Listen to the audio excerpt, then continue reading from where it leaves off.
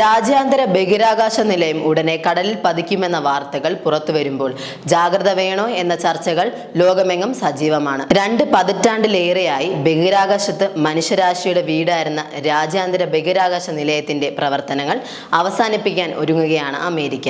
2030ഓടെ ISSന്റെ ദൗത്യം അവസാനിപ്പിച്ച് ജനവാസമില്ലാത്ത സമുദ്രഭാഗത്ത് പതിപ്പിക്കാനാണ് നാസയും രാജ്യാന്തര പങ്കാളികളും പദ്ധതിയിടുന്നത്. കഴിഞ്ഞ 25 വർഷമായി ഇവിടെ തുടർച്ചയായ മനുഷ്യവാസമുണ്ട്.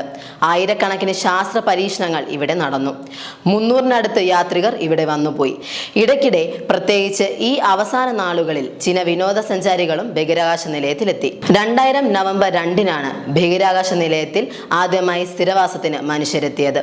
സുരക്ഷിതമായ തിരിച്ചുവരവിനായി പ്രത്യേകം രൂപകൽപ്പന ചെയ്ത സ്പേസ് എക്സിന്റെ ഡി-ഓർബിറ്റ് വാഹനം ഉപയോഗിക്കും. ബഹിരാകാശ നിലയത്തെ ഭൂമിയുടെ അന്തരീക്ഷത്തിലേക്ക് കൃത്യമായി തിരികെ കൊണ്ടുവന്ന് ലോകത്തിലെ ഏറ്റവും ഒറ്റപ്പെട്ട സമുദ്ര മേഖലയായ പസഫിക് സമുദ്രത്തിലെ കേന്ദ്രത്തിൽ പതിപ്പിക്കുവാനാണ് ലക്ഷ്യമിടുന്നത്. ജനവാസ കേന്ദ്രങ്ങൾക്ക് ഒരു ദോഷവും സംഭവിക്കാതെ ഭീകരമായ ഘടനയെ പൂർണ്ണമായി നശിപ്പിക്കുക എന്നതാണ് ഈ നിയന്ത്രിത ദൗത്യത്തിന്റെ ലക്ഷ്യം. മനുഷ്യൻ ബഹിരാകാശത്ത് തുടർച്ചയായി സാന്നിധ്യം അറിയിച്ച 2 ദശാബ്ദത്തിലേറെ കാലത്തെ ചരിത്രത്തിനാണ് ഇതിലൂടെ തിരശ്ശീല വീഴുന്നത്. നിലവിൽ നാസയ്ക്ക് നേരിട്ട് പുതിയൊരു നിലയം വിക്ഷേപിക്കാൻ പദ്ധതിയില്ല.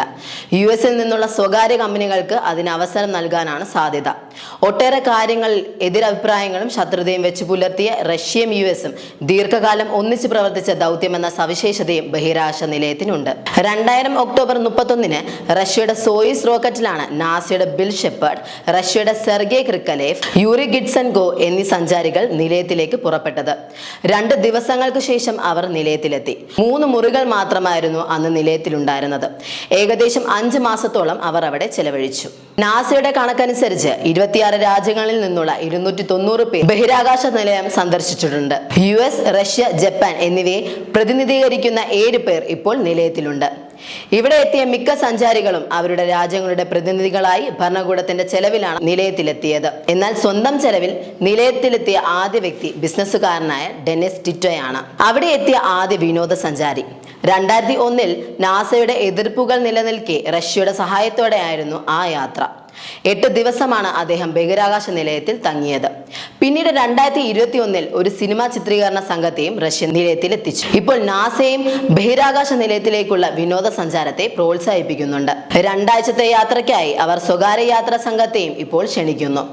മാസങ്ങൾക്ക് മുമ്പാണ് ഇന്ത്യയിൽ നിന്നും, പോളണ്ടിൽ നിന്നും, ഹംഗറിയിൽ നിന്നുമുള്ള സഞ്ചാരികൾ ബഹിരാകാശ നിലയം സന്ദർശിച്ചത്.